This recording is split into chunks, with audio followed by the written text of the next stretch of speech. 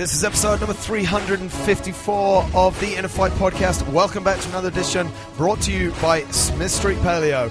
We have two very special guests brought back on the show by popular demand, Phil Hesketh and Carmen Bosmans. No matter where you are in the world, thanks for listening. Let's jump into today's show.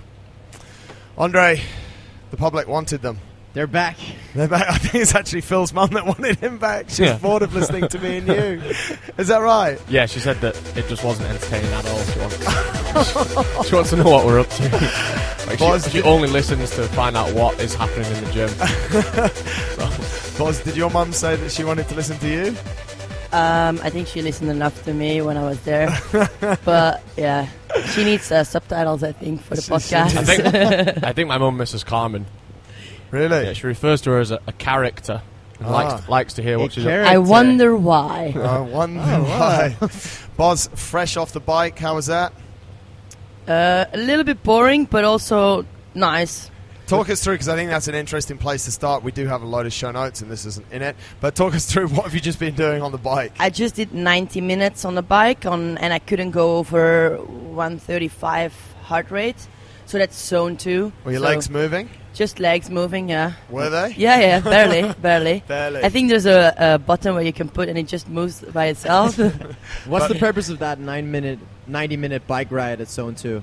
So, because when I did like certain workouts, my heart rate, once it reaches, let's say like over 190, I just start hyperventilating and I just can't breathe. So I almost have to stop what I'm doing. Yeah. My heart rate drops, and like I've been training so much, and it's a boring way to train like that, but I need to do it because otherwise I'm never going to get better in what I'm actually not good at. Okay, so it builds that So it builds that aerobic base, yeah, basically. Very long sessions, quite boring. Yeah, I have a podcast where I was listening to, so. Ours? No. What? Your mentor. Marcus? No, Really? like podcast mentor. Marcus Philly. Tim Ferriss? Tim Ferriss, yeah. Nice. What were you listening to on Tim Ferriss? Sharapova? Sharapova? Yeah, it was actually really good. Was it? She's such a good talker. Like, Is she? you want to listen to her voice. Yeah. Maria Sharapova. Maria Sharapova. Yeah, the tennis player. Yeah. Yeah, you know that. No. But his shows are actually normally very long. Yeah, it is. So that's perfect for a long bike ride. Yeah, for a long bike ride, it's good. You listen to it on regular speed or speed and a half? Whoa. Can you repeat the question? Oh, regular speed. Yeah, now I know. But you can speed it up and then it doesn't take as long. Yeah, but I need time to process it. So. No, but some people actually speak really slowly. Okay. And so if you put them on time and a quarter or time and a half, it actually brings them to a proper time, and it doesn't take like 3 hours anymore. So proper time. I like that. Yeah, but mate, honestly, Yeah, I you know what listen you to a mean. lot of stuff, like audiobooks especially, they start reading them, and he went down to the house, and it's like... Okay, you almost fell asleep. I want to sleep. Like some audiobooks I listen Is to... that how you listen to Game of Thrones through audiobook? What? What is Game of Thrones? Is that not what we're here to talk about? I got told that the show notes was Game of Thrones. Oh, but I didn't watch the last episode yet. Oh, right, okay, I won't. So we can't Nobody talk about did. it. So I actually don't know what's... So Game of Thrones is a series, I know that. And a new series has just been brought out, has it? The window. penultimate series. Winter was apparently coming. I don't know what that means. Winter's coming. That's what I heard. Really? Winter already came. Oh, wow. Yeah, winter's here. So let me understand it, because there's quite a lot of time being consumed about it. In a series, how many episodes is there? In the first 6 seasons, it's 10 episodes. Per season? Yeah, so it's about 48 to 60 minutes per episode. So 60 episodes total then? But then there's the 7th season, it was only 7 episodes, and they were a little bit longer episodes. Holy shit. It's a long time. Wow. It's over like 7 years now, right? It's a very old show now. It only comes out well, once not very a year. old, but like it's probably about 9 years old now, because I think there's a bigger gap just over a bigger gap than a year. Yeah. Wow. But Laura's powering through at a very good speed. She started because we talk about it a lot. She started like I don't know, a month ago, and she's on to season 4 now, so she's doing... She's just started. Yeah. She just Laura. popped a cherry. No way. Yeah, she's doing real good. I'll have to have a chat with her later about that. No more So many good plugs on her. things. So many good things coming up. to Really? talk So about. every year they release another season? Yeah, there's one more season, but that's going to be about 18 months before that comes out, and then it's over, so... There's actually a countdown. I have to find something to fill the void. Wow. That must be so hard. I don't know. I actually never even watched stuff like Friends, so it's difficult for Didn't me. watch Friends, oh my god. Mate, listen, there's a reason... Friends is amazing. Yeah, but mate, there's a reason why I don't have an attention for that kind of stuff. When I grew up here, there was one TV channel that came on at 4 in the afternoon and finished at 7:30 or 8 in the evening. Mm-hmm. And it was just ask Happy Badder, he'll tell you all about it. It's just there was nothing there. Like from 4 to 5, like it started with the prayer, and then there was like a little bit of cartoons, some news, then the other prayer, and then some really bad American stuff. And then I went to boarding school, and we weren't allowed televisions. So for 10 years I didn't have television. Then I went to university, and everyone's got TVs in their room. I'm like, what is that thing? Like, why do you need that? Yeah, and they were like, oh, you got to watch this and watch that, and I never got into it, so I guess that's why. But yeah, lots of time consumed on Games of Thrones. Can you audiobook Games of Thrones? No, you have to watch it. There's books as well. Is there books? Yeah, it originally started with books. Yeah, and then they bought the rights and made a TV show out of it as well. Oh, I don't know. Waste of time, if you ask me. Waste of time. So, Boz, you've just started that low intensity stuff. Yeah. And what's today? Okay, today. That's good. You've been biking before, though. Yeah, that's true. But it wasn't low intensity. I think that's a good place to pick it up. Obviously, both of you went to regionals. We haven't really heard from you since then. But since then, what I've noticed, and what obviously a lot of people would have noticed as well, is that you've been playing different sports, trying different things. Talk us through what you've done in the last 3 or 4 months, and not only what you've done, but why you've also played those different sports. Go. Either one of you. You've both done it, so I don't care who it is. Yeah, just because after regionals, I actually made a decision before regionals already that I was going to give everything at regionals, and then after that I was just going to relax a bit and try different things. Because what I like so much about CrossFit is that it's variated and there's so many different things you can get better at. But I also had a feeling like I needed to do some different stuff. Yeah. And I guess also it will help me eventually if I want to compete in a later stage again. So what I've been doing was then I bought a bike, went biking with you. Yeah. Actually, before I bought the bike, we went to the Jebel Afid, and that's where I really loved just biking up a hill and being in pain for an hour and 20 minutes. That's how long it took me or so. But yeah, it was just a different sensation of training, and that's why I decided to buy a bike and went more out on the bike. And then there's another thing I'd like to do is the free diving. So I did this. I signed up for a course of free diving, 2 days. 1 day is just theoretically like what it's all about, and free diving is basically just diving without equipment. Yeah, just on your own breath. Okay. So how does the training look for that?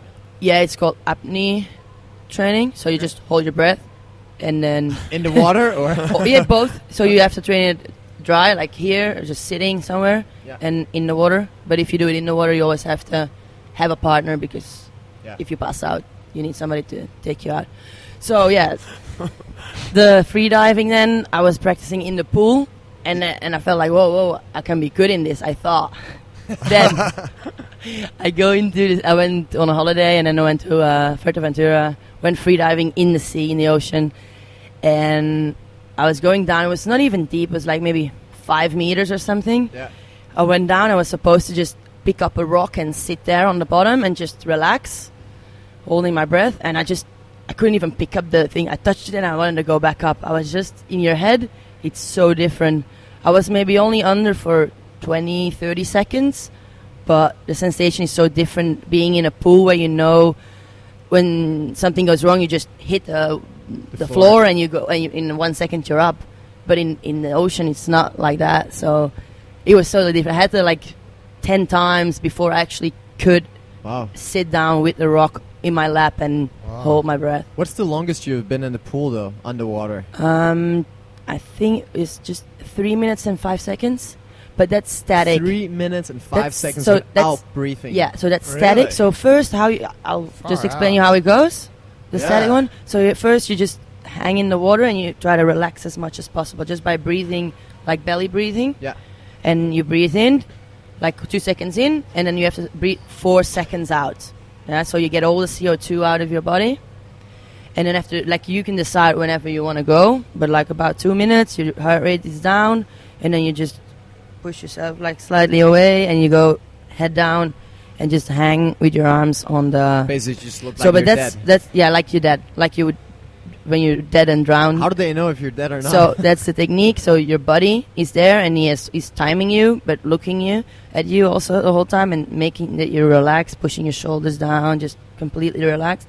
And after, let's say, 30 seconds, he will tap with one finger on your shoulder. So what you do is just lift one finger. It means I'm okay. Leave me. So does he start doing it more frequently, like as yes, you go? Yes, you like you 30 decide. seconds after you Yeah, exactly. You decide when, but they can see, because when you hold your breath at a certain moment, your body is gonna contract, so your diaphragm is gonna start moving, and then you can see actually your ribs moving, but you're holding your breath. So your body's actually wanting to breathe, but you're just holding it. Yeah. So those contractions, they will start coming, and that's when normally people will go up and breathe. But that's when you actually know you can have 2/3 more without dying, basically. So if you know the first contraction comes after 1 minute, you can do 2 more minutes physically. Wow. You have Crazy. enough oxygen in your body that your brain will still keep working. So if people want to practice this, they should practice it. You have to do the course first. Do a just proper course with find a a buddy coach. who knows, and then you can, like, after those 2 days, you know enough. You can go out and practice, but you need someone to be with you if you do it properly. Yeah. I mean, that must also transfer pretty well over to whatever other sports you've been that's what I playing with, wanna- the that's what I wanna biking and the know. CrossFit. Yeah, that's what I want to test now the whole Just year. improving those breathing mechanics. Yeah. That must really transfer really well over to whatever other sport you might be doing. Yeah, exactly. There's 2 type of breathing exercises, like the O2 and the CO2 ones, where you train the CO2 system or the O2 system. I don't know exactly how that is yet, but it's depending on how long you actually breathe and hold it, and then I don't know exactly how it is, but there's some. It seems like that whole breathing thing is has been growing lately, especially with Wim Hof and his, like, I know it's a bit different, but like his breathing techniques with like the power breaths and the retention, and how that's supposed to, you know, strengthen your diaphragm and improve your respiratory system and your breathing mechanics and all these kind of things. It's quite interesting, and I've seen a lot of athletes start implementing that in their training. Do you do the exercises like the non-water ones? How often do you do them? I actually haven't done them on a regular basis yet. Like, you're supposed to do it like every day or something, are you? Every other day. It's also like just training in the gym. Like aerobic training is also the breathing you're actually training. Right. So you have to do both. So you have to do like a physical activity. Yeah. It's one training, and the next day you should train the breathing. Right. But you have to do it like on an empty stomach in the morning, because if you do it on a full stomach, it's also different. Yeah. How your diaphragm is gonna go faster up and down. Yeah. So it's all. Yeah, it's pretty interesting, because part of Wim Hof's training is like it's controlling the breath in the push-up as well. So you basically do push-ups without breathing, or like take a deep breath at the top of the push-up, exhale it, go down, stay down there, and then just hold your breath, and apparently it becomes easier to push yourself back up. And it's often it's like easier. holding the breath like that. after blowing out, like after Yeah. your blowout, you hold your breath, Right. which is quite interesting. You're doing some of it as well, right? Yeah, I do it like a most, like after each hard session I'll have like a 30 to 60 minutes cyclical piece combined with some power breathing and retention. So like some biking at low heart rate, or skiing or rowing or running. Yeah. And then together with like actually Wim Hof exercises, like 20 power breaths. You lay on your back, you breathe through your belly, like massive big breaths, and then you force the exhale out, and you have to increase the speed of your breath basically. So you'll go massive breath, strong exhale, and then you just increase the speed, and after the last exhale you hold your breath for as long as you possibly can. And I've seen crazy improvement in that. Like like 20 seconds improvement in those things, that's and insane. it's supposed to help, your recovery, and it's all super technical. I think we're gonna try to get a specialist on the podcast to talk about this. Why don't we just call Wim Hof? Well, explain to me. I know his name and it's about breathing and everything, but what exactly does he do? Is he the guy who goes like in ice water? And Wim Hof is the Iceman. Yeah, the Iceman. What he that's says, or what he's claimed to be able to do, is regulate his core temperature through breathing. Yeah. So he basically he's basically. I think he's an anomaly, but he's also proved that you can breathe to better regulation of the core temperature through using his training on other people. So he's trained different athletes and basically proved that they can... Dude, he's done some crazy stuff. Also the things where they put in not a disease, like a virus into his body, and within 30 minutes he can get rid of the virus. Get rid of it, by breathing out. Yeah, and he by controlling his breath and his core temperature. He taught other people that, and they also did the experiment on them. Yeah. And I'm pretty sure they also did it. Yeah. It's pretty I remember crazy. watching him, when he first sort of started getting... Mutant. Crazy. When he first started getting some PR, basically what they did is they had this ice bath, and they put him in it. They had him in this cage almost, so that he can't just get out. And so they put him in this cold water, and then they were able to regulate the temperature of the water, and then they'd say to him, okay, the water's gone down to 2 or something like that, and he'd be like, okay, I'm going to increase my core body temperature, and they'd be like, what? And then you'd see his core body temperature. They have him all hooked up, and his core body temperature would then increase. It's nuts. It's quite crazy, yeah, just by regulating his breath. And he's climbed Mount Everest in a pair of shorts. I'm pretty sure he's done that. I know he ran a he ran a half marathon. Thoughts, Phil? on the Antarctic on ice. No shoes either. Oh, no shoes. But no shoes. Just shorts. Just shorts. It. But the only thing that you're supposed to... Not happy with that, Phil. This is a true story, guys. This is not about Game of Thrones. And he's thinking, you guys are laughing with Game of Thrones, dragons and stuff. This guy is running in his bare feet. Yeah. The only thing that he says... This is what you're sat at home watching. It's the exact same thing. It actually happens in Game of Thrones. They walk without shoes over ice. Well, this is what they say. He says that shoes he can do, but fingers and his head, because you lose so much temperature from your head. So he actually wore a beanie, and he wore gloves, and he ran for pussy. Yeah, for 19 or 20k across ice. I'm pretty sure he's made it to base camp on Everest in a pair of shorts. Yeah. So he has so there is a lot. I think the bottom line here is that there's actually quite a lot to be said to be controlling your breathing. It's actually I was reading some more stuff about him actually the other day, and the effects of why your body starts to shiver. And essentially your body starts to shiver is the muscles to warm you up. Yeah. But to get to, and that's why they say don't ever shiver, because to get to shivering, it means that when you start shivering, you need energy. So you start burning calories to create the shiver, so that makes you tired faster, makes you weaker faster. So there's all sorts of different stuff. Phil.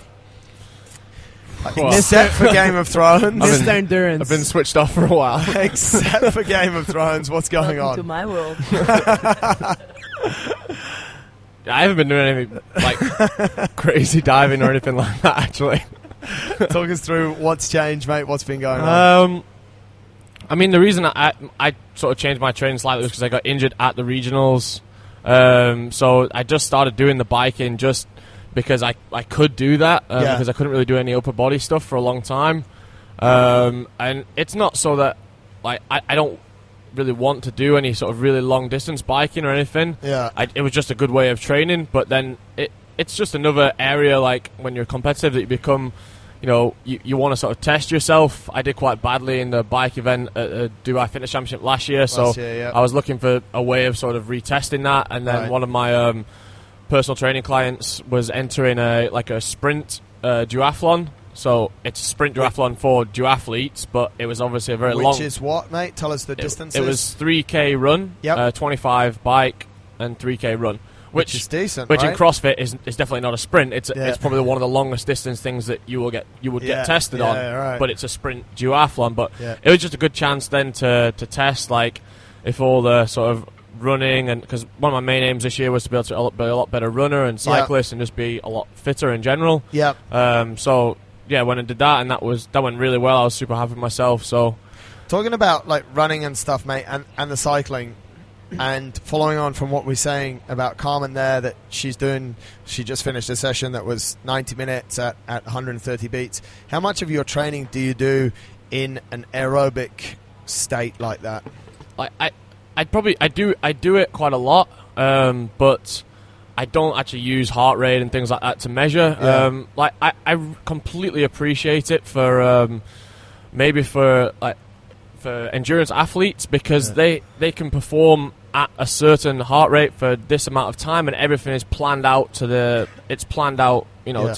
absolutely every detail. Yeah. Whereas I'm a bit skeptical to put on the heart rate monitor and things like that sometimes, and get told that you can't go over this heart rate, because I can't switch off from competing. And if I'm at 180, I have to be at 160 heart rate, but the person next to me is at 160 heart rate and going a little bit faster, then I would rather not know and just go faster. You wouldn't use it in a competition, right? No, but I'm saying that's why I don't do anything with it, because I don't like it. It's just my own thing. I don't really like to be limited to it. Yeah, right. I understand that it is useful. Yeah. But yeah, I would rather just tell myself that I'm going to work at 70%. I'm going to work at 80%, and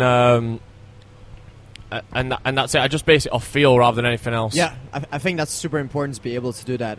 I think that if you get too addicted to that equipment and you have no idea how or remember how it feels to be at your 80% capacity on your heart rate, then once you lose your equipment, you just have no idea what to do. Yeah, and it isn't something that I would ever wear in a competition. So no, of course not. Like, yeah, I don't really do it in training, but it's super important to be able to do the aerobic stuff. It's probably actually the biggest component of CrossFit is actually missing. People do obviously smash themselves over and over and over again, and strength cycles and this cycle and blah, but they don't spend as much time just like sitting on a rowing machine, rowing for a really long time. Like at the moment, I'm doing a lot of rowing because I think it's going to come up at the Dubai Fitness Championship. It always seems to come up. Yeah, they love that stuff. Yeah, they love to just test you on a rowing machine. So just spending like literally 40 minutes on the rowing machine at certain like slower paces. Yeah. It's still hard, but slightly slower paces, and just getting used to being like in that sort of aerobic zone for a really long period of time. Like same thing with the biking. Like you're just trying to sit. Like you can do it. You can just do it for a really long time, and your heart rate doesn't like. I felt absolutely smashed after that duathlon that I did, but my heart rate never actually went over. I think like 160. It's just the volume. Yeah, it's just a long time. For me, it's really hard because, let's say, when I would just row for 40 minutes without a heart rate monitor, I will go probably to 160, 170, and it doesn't feel like I'm dying because I can hold it because I've been training for that for like 5 years maybe, because I always feel like I can be in that zone. Yeah. So I need to put this on to control you, to control it. So easily it goes over 135. Just a little bit of like getting excited on the podcast I was listening to, and my heart rate would go to 140.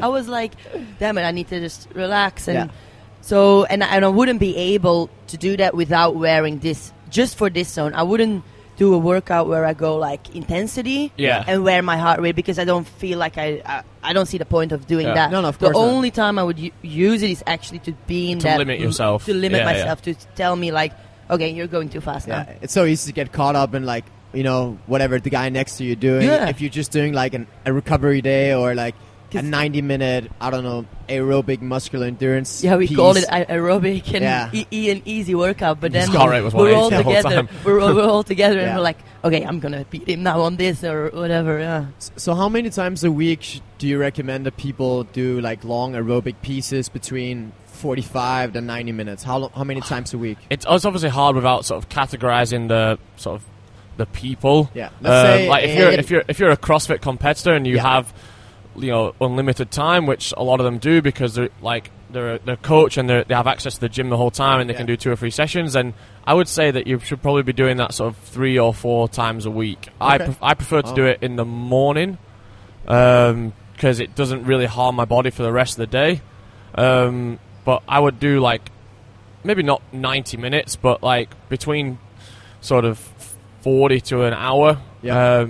Probably 3, maybe 4 times a week, depending on like what other sort of training I had that day. But it doesn't really, like, I could do that and I could rest 2 hours and eat, and then I would feel fine to do my normal training. And would that be pure cyclical, which means like rowing, biking, skiing, running, whatever, or could that also be, I don't know, light empty barbell thrusters or bear crawl or walking lunges? I don't know what. Yeah, like I don't really I don't really go too far away from like, obviously the monostructural stuff like the row, bike, ski, run. I would sometimes do some kettlebells, shuttle runs, burpees, things like that, where it's a lot easier to control the breathing. Like I very rarely do, like I wouldn't pile on too many sort of thrusters or things like that, because it's just sort of adding more volume to the muscle groups and things like that I would probably be using in other sessions anyways. Probably. I kind of like prioritize. Yeah, I probably prioritize like what I'm doing in sort of the middle session of the day. Yeah. If I was training 3 times, then work the other things out around it. Yeah. Very cool. Carmen. Yeah. We've all seen you've been doing some other stuff as well. Something I'm really excited about. The movement stuff. The Ido Portal. Yeah. More like animal flow, mobility stuff. Talk to us about that. Just moving around, like obviously I've done a lot of other sports before. I did CrossFit. I never like on a high level, but I used to dance. I used to ride a bike. I skateboarded. So I just wanted to get back to, because after doing CrossFit for 5 years, I felt like I was getting very stiff. And I'm a very flexible person. Yeah. Like, you know that. Like, I'm actually flexible, but I feel stiff. So I felt like I was not moving anymore like I was moving when I was dancing. Yeah. So that's why I started with the Ido Portal stuff. Just picking some... I don't like everything he does. Yeah. But there's some really good stuff. And it looks funny, I guess, when you're not a dancer. Yeah. When you start moving your upper spine and your chest goes forward and backwards and rolling off, and it looks a bit exotic maybe sometimes. Yeah. But I really feel good, much better, like body-wise, and I don't feel like I have any niggles that hurt or something. Obviously, my training is not as high anymore. No, but still, I feel like it just keeps my body really healthy. Yeah. And there's a lot of and there's nothing you can do wrong almost. No. And it's pure body weight stuff, yeah. It's all body weight. Yeah. So it's anybody can do it wherever you are. Like you don't need anything for it.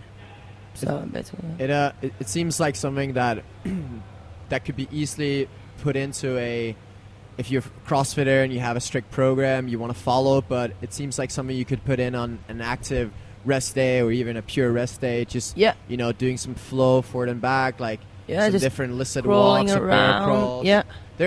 There's no wrong way to do it, is there? No, like I think Ido Portal, if you follow his vision, there's a lot of wrong ways to do it. If I was listening to a podcast with him the other day, and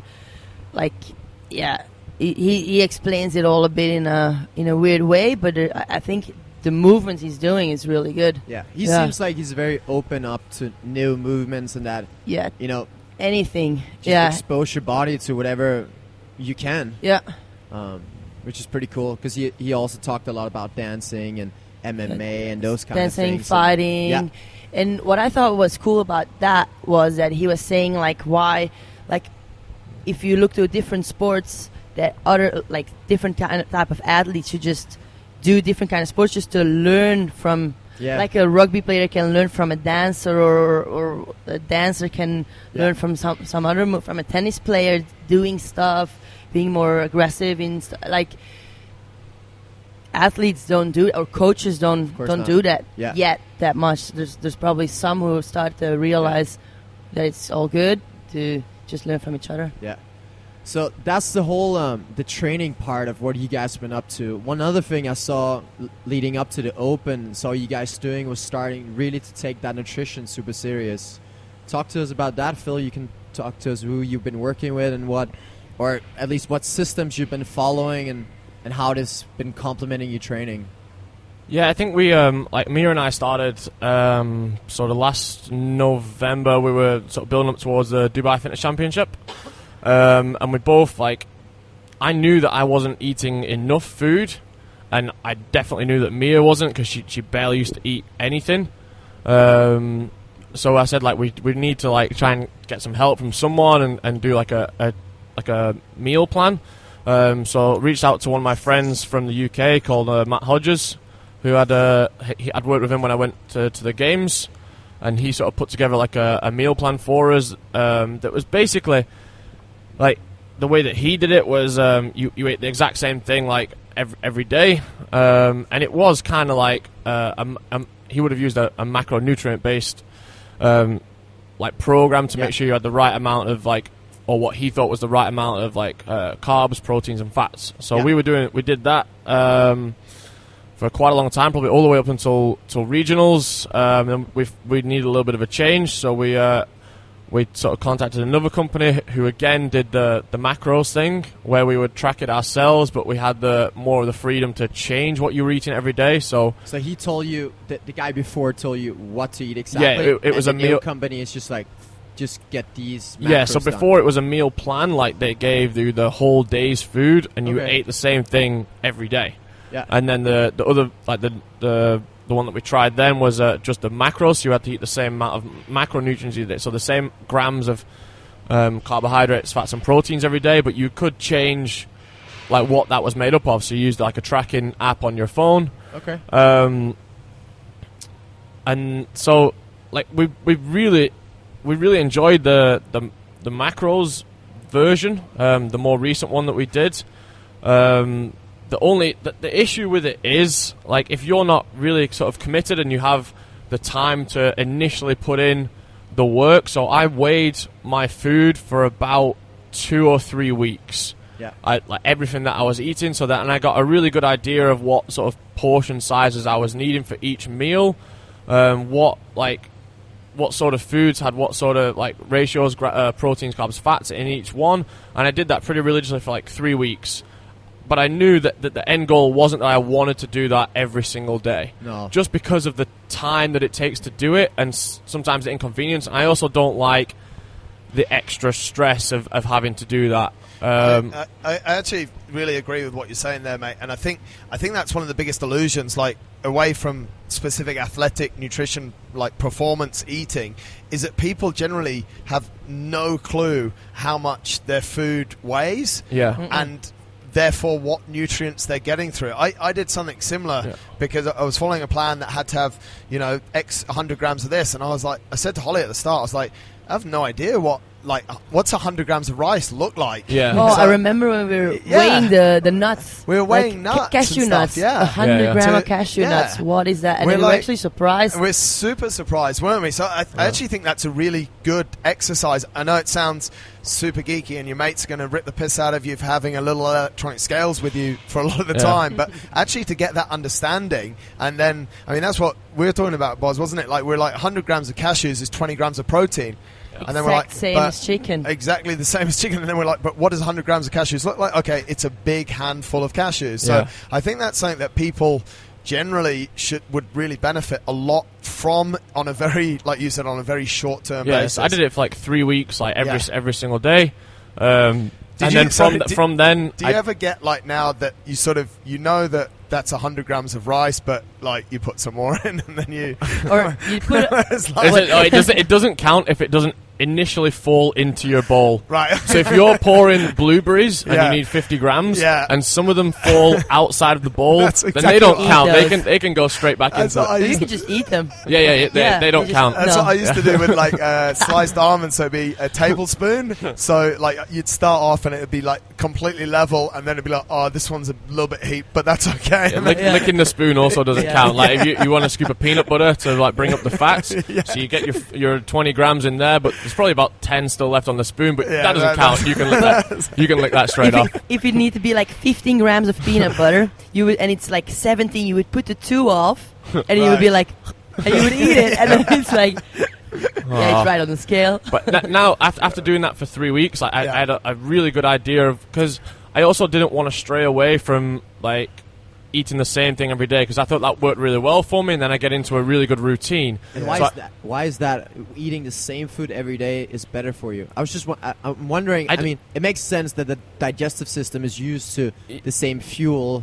Yeah, so you're giving your body the same amount of fuel at the same times, and like being able to perform. So it's helping you perform through that way, and also like the routine of then obviously I don't have to reweigh things because I know. Yeah. You know what everything is, because I'm used to doing it almost every day. Like I make changes, but as sort of once a week now, I'll weigh all my food just to make sure that I'm still on the right track and I'm not accidentally like, you know, sort of forgetting to put this in, like weighing your peanut butter and stuff. but making sure that like just my normal stuff that I would do is I'm not creeping over too much, or I'm not forgetting things, like missing out a shake that I would take in the afternoon and missing it out, and then you end up forgetting to take it every day. Like, so that every week I can just keep myself on track that I'm eating this, and this. But to be honest, like, we paid a company to give me the macros, but then we also asked another person, and like they just put Mia on more than what the first company put me on. Wow! Like they have a completely different. Like both of them have CrossFit Games athletes that they work with that were at the games this year, but one of them was way more than the other one. Wow. So it's really tough because you don't know. You know, you can only really base it off recommendations. We actually weren't very happy with one of the ones that we got because they gave us these initial macros, like you have to hit this, and this, and it didn't really change like because I only did it for a few weeks, but Mia did it for about 3 months, and it never really changed, even though she would give sort of feedback on I need, like, you know, I feel like I'm under eating, or it never really changed. So then we went to someone else, and then they shot them up massively.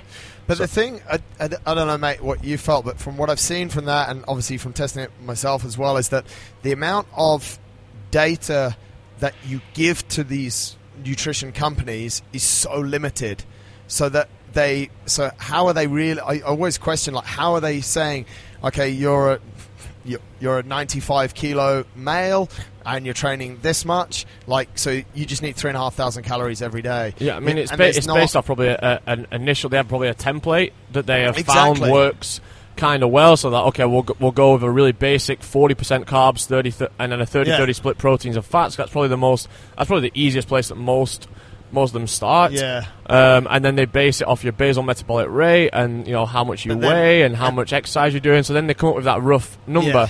But then the good ones from that, like all that communication that you have need to then make the changes. Like that's how you would know that you've got someone good, because they would, okay, we've started you off a little bit too high. If you've not got energy at this time of the day, or you're adding weight or this or that, and then they'll adjust things up and down. What sort of metrics do you send back, though?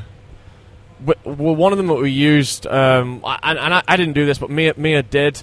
Like they did a weigh-in. You had to put your weight into the thing every single day. Right.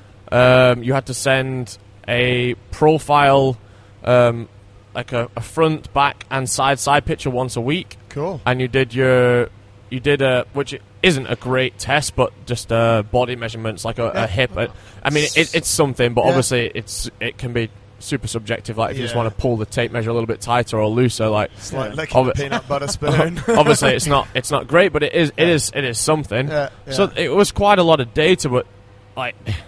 Yeah, I don't know how well it was really used was the issue. Yeah. I think more of it would be, like, the one that she's sort of talking to at the moment is straight away on WhatsApp and has a pretty good communication with her, and more about, like, I always know that I need to change something on my food, not so much based on my weight, because the scales, like, I've been 95 kilos for about 3 years, but my body kind of goes... It looks different. It goes up and down in what I think of my personal appearance, but it's more about how I feel like in training. Like I've been 95 kilos and had zero energy at 3 p.m. in the afternoon for about 3 months straight. But I've also been 95 kilos and I've been absolutely buzzing, full of energy all day, every day. When I've changed and I've increased my food, like. It's not the scale is probably one of the worst things, especially once you're an athlete and you've already got your body percent down to your body fat is already 8 to 10 kilos. It's probably going to stay there. Yeah. You don't need to go any lower than that. Yeah.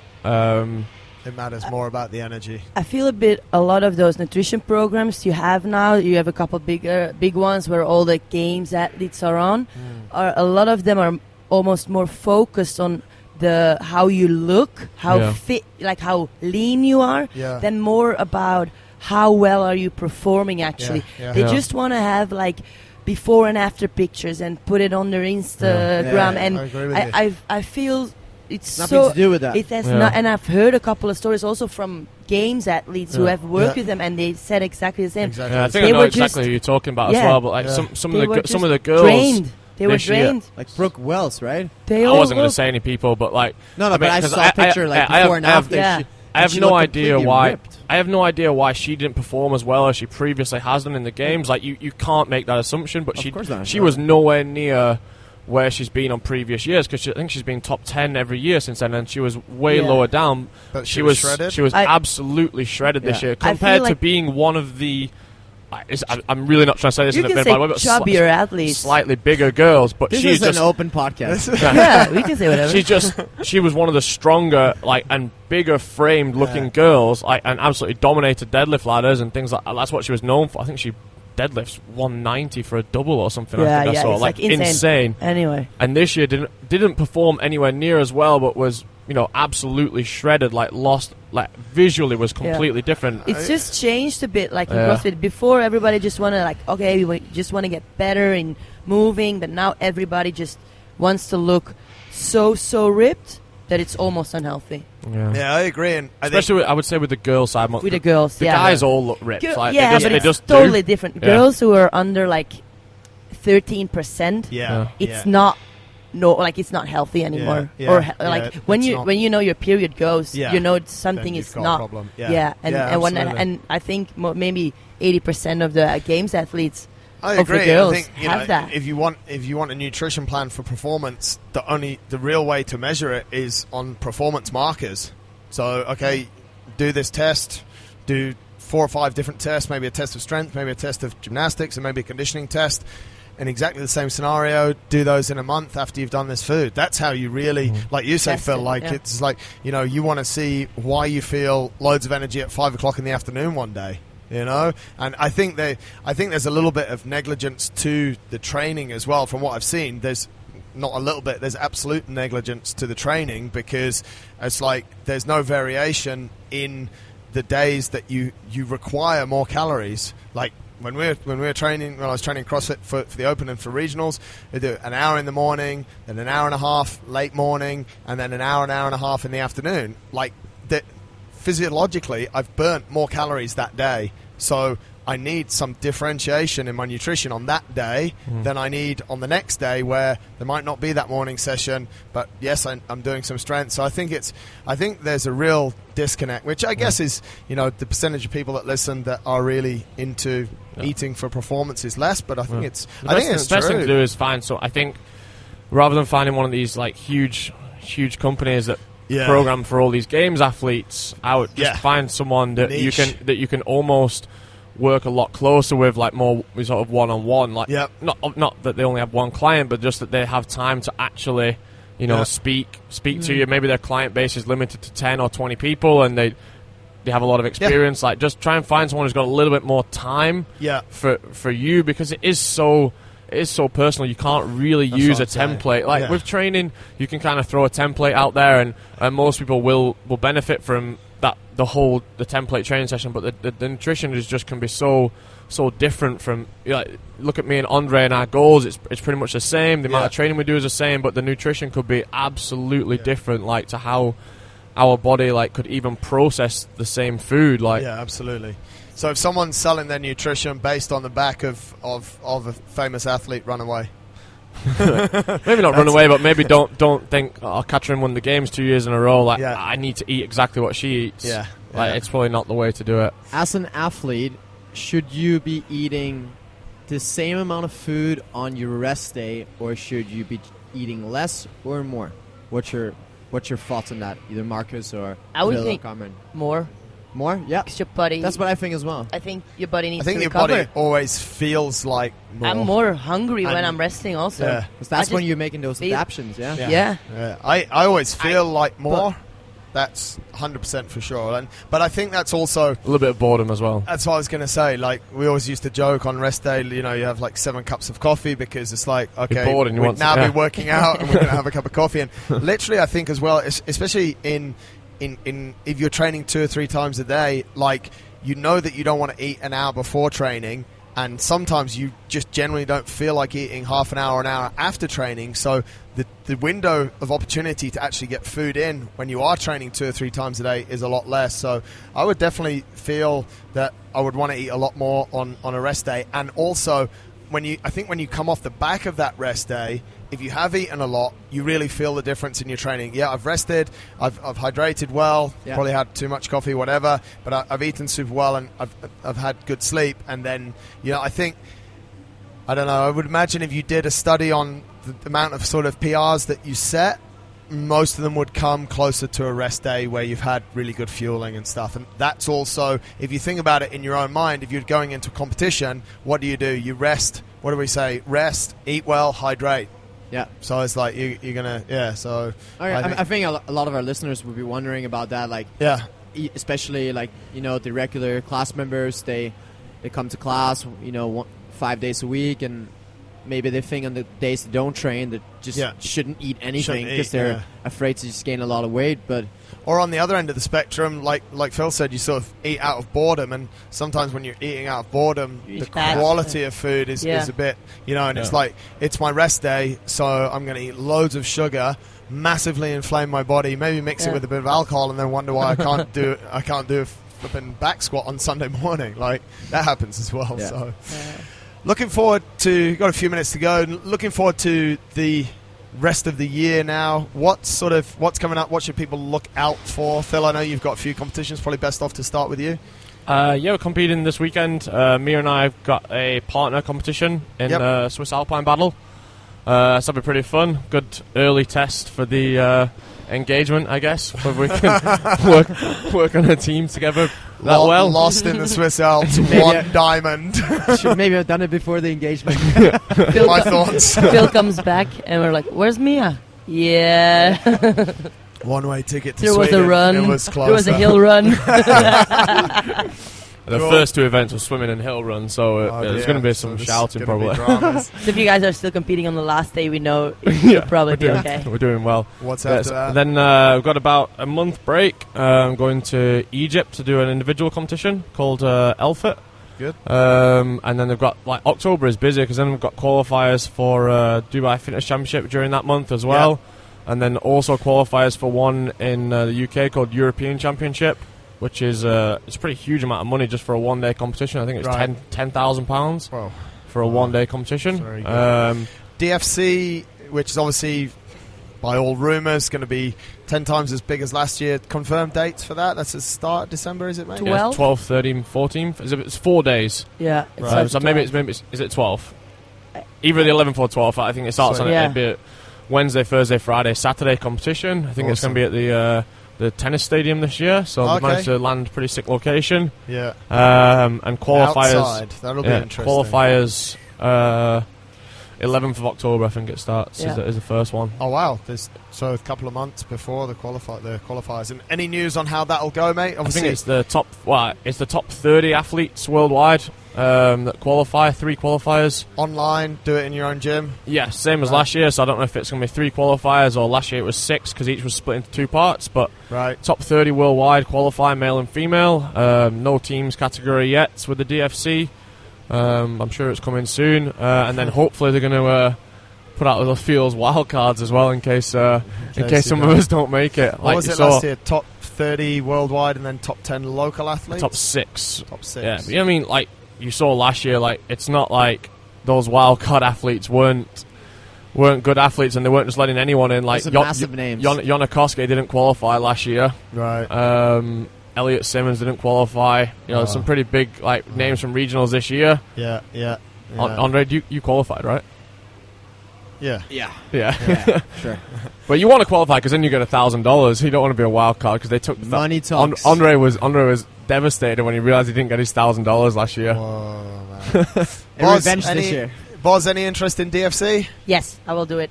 You will do it. That's where I'm now building to. Very good. And then I guess after that, it just rolls into the Open. Stress City. Open start date, second week of Feb. No, it's Is it later. It's like Last it was like weekend of Feb. 27th, yeah, I think. And then the whole month of March. Yeah. Easy peasy. Yep. That's about it. Anything else that we need to know? Nope.